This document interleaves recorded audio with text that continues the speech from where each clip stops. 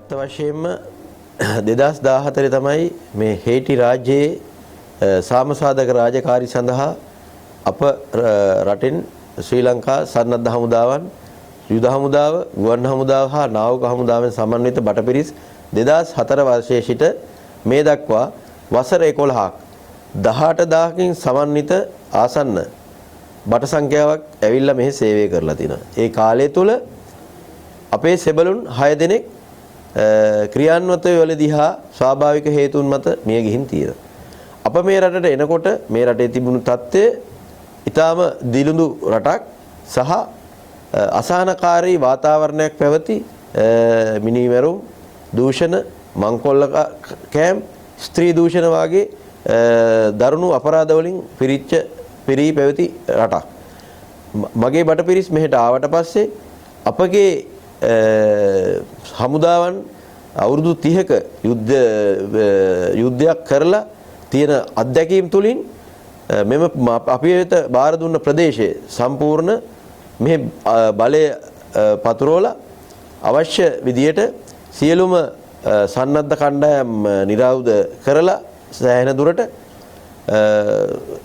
අපිට දුන්න ප්‍රදේශයේ සම්පූර්ණ සාමකාමී වාතාවරණයකට ගෙන යන්න මගේ ශ්‍රී ලංකාවේ බටපිරිස් වලට හැකියාව තියෙනවා. ඒ සමගම හයිටියේ ජීවත් වෙන මේ මිනිසුන්ගේ ජීවන තත්ත්වය උසස් කරලීමට මගේ බටපිරිස් විසින් නොඑක් ආධාර උපකාර කරලා තිනවා.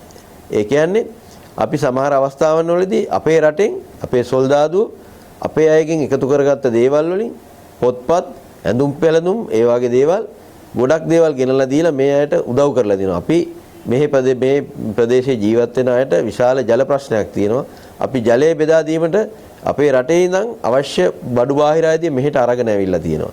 එතකොට ජලය බෙදා දීම, ආහාර බෙදා දීම සහ ඔවුන්ගේ ජන ජීවිතේ නගා සිටීම සඳහා අවශ්‍ය සියලුම කටයුතු, සියලුම පුහුණු, ඒ කියන්නේ කොම්පියුටර්, බැකෝ ට්‍රේනින්, කාර්මික දැනුම, සෝලා පවර් ඒ වගේ දේවල් දිනු කරලා ඒ සමගම මේ ප්‍රදේශයේ ඉන්න අයට මේගොල්ලන්ගේ චර්යාවන් දිනු කරගන්න ආකාරයට සියලුම මඟ පෙන්වීම කරලා අපි ඉතා උසස් අන්දමේ රාජකාරී කොටසක් හයිටි දේශය තුල කරලා තියෙනවා. මේ කාලය තුල මගේ රටත් මේ 18000ක පෞල් සංඛ්‍යාවල අය කරවන ලද කැපකිරීම මම අවසාන කන්ටිජන් කියන්නේ 20 වෙනි බලයනිය අවසන් අනදෙන නිලධාරියා හැටියට මම සන්තෝෂ වෙනවා. ඊටාම සතුටුයි.